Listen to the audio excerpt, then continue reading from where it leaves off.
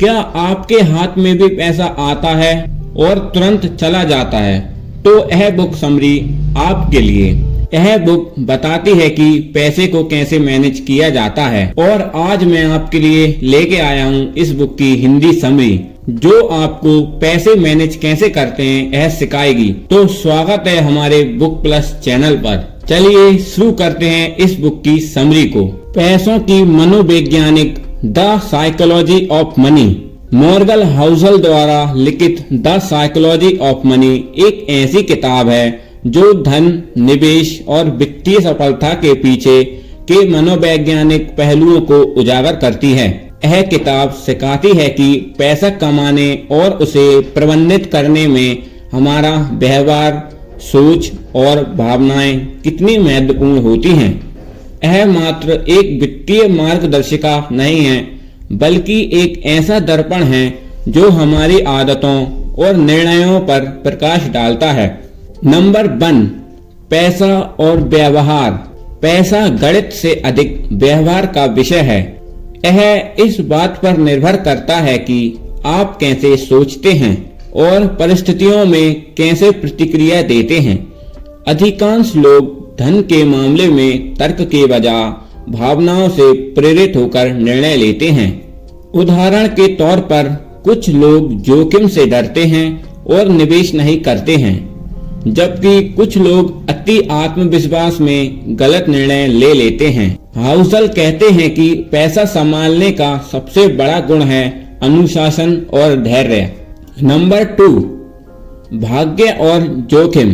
किताब का एक प्रमुख संदेश है कि सफलता और असफलता के पीछे भाग्य और जोखिम दोनों का महत्वपूर्ण योगदान होता है। हर सफल व्यक्ति ने सही समय पर सही जगह पर होकर निर्णय लिया है, लेकिन इसमें उसका भाग्य भी शामिल है। वहीं असफलता में जोखिमों की भूमिका होती है। यह जरूरी नहीं है कि असफलता हमेशा गलत निर्णयों का परिणाम होता है। उदाहरण, बिल गेट्स का स्कूल में कंप्यूटर तक पहुंच होना उनका भाग्य। दूसरी तरफ कई प्रतिभाशाली लोग केवल सही मौके की कमी के कारण सफल नहीं हो पाते हैं। नंबर 3, धैर्य और चक्रवृद्धि कंपाउंडिंग। धन कमाने और बढ़ाने का सबसे बड़ा रहस्य है चक्रवृद्धि कंपाउंडिंग। छोटी छोटी बचतें समय के साथ बड़ा परिणाम देती हैं। उदाहरण के तौर पर वॉरेन बफेट ने अपनी संपत्ति का अधिकांश भाग चक्रवृद्धि ब्याज की मदद से बनाया है। धैर्य के बिना चक्रवृद्धि का लाभ नहीं उठाया जा सकता है। हाउसल का कहना है कि लोग जल्दी अमीर बनने के प्रयास में अक्सर लंबी अवधि के लाभ को नजरअंदाज कर देते हैं। नंबर 4, पैसा और खुशी। क्या पैसा खुशी खरीद सकता है? इस सवाल का जवाब है हाँ, लेकिन केवल सही तरीके से। किताब कहती है कि पैसा खुशी तब देता है जब इसे अनुभवों जैसे यात्रा या परिवार के साथ समय बिताने पर खर्च किया जाए। भौतिक चीजों पर खर्च करने से अस्थायी संतुष्टि मिलती है, लेकिन यह लंबे समय तक टिकती नहीं है। नंबर 5, लालच से बचना। पैसे के मामले में सबसे बड़ी गलती होती है कभी ना संतुष्ट होना। जब लोग और अधिक पाने की चाहत में गलत निर्णय लेते हैं तो वे अक्सर वह भी खो देते हैं जो उनके पास पहले से था। उदाहरण, 2008 के वित्तीय संकट में कई लोग लालच और अधिक लाभ की उम्मीद में बड़े जोखिम उठाने लगे और अंत में सब कुछ खो बैठे। हाउसल कहते हैं संतोष ही सच्ची दौलत है। नंबर 6, स्वतंत्रता का महत्व। धन का सबसे बड़ा उद्देश्य है स्वतंत्रता। पैसा हमें अपनी शर्तों पर जीने की आजादी देता है।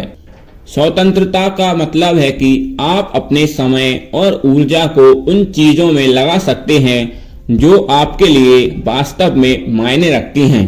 नंबर 7, अपने वित्तीय निर्णयों को समझें।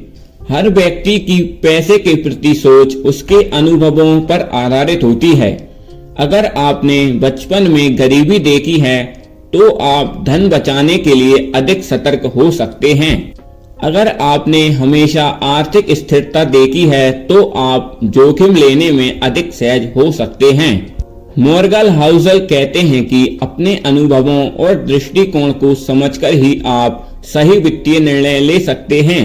नंबर 8, लंबी अवधि की सोच। धन प्रबंधन में सबसे महत्वपूर्ण चीज है लंबी अवधि का दृष्टिकोण।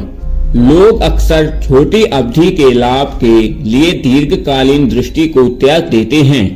उदाहरण, शेयर बाजार में निवेश करने वाले कई लोग तुरंत लाभ की उम्मीद करते हैं और बाजार के उतार चढ़ाव से डरकर निवेश वापस ले लेते हैं। हाउसल कहते हैं कि अस्थिरता को स्वीकार करना और दीर्घकालीन लक्ष्य पर ध्यान केंद्रित करना सफलता की कुंजी है। नंबर 9, धन प्रबंधन सरल है लेकिन आसान नहीं।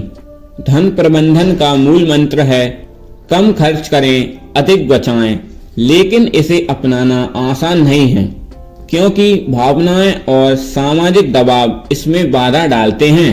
नंबर 10, जोखिम और सुरक्षा का संतुलन।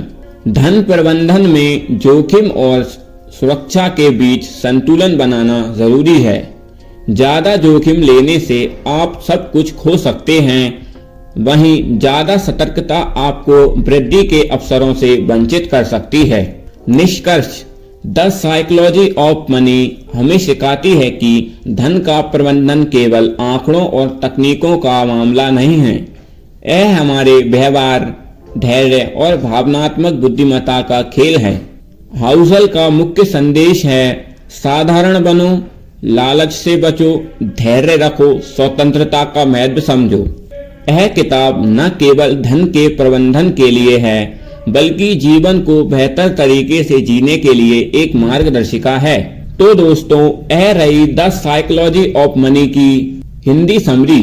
अगर आपको यह समरी अच्छी लगी तो हमारे चैनल बुक प्लस को सब्सक्राइब करें और एक लाइक जरूर करें और ऐसी नॉलेजेबल वीडियो के लिए हमारे चैनल पर बने रहें।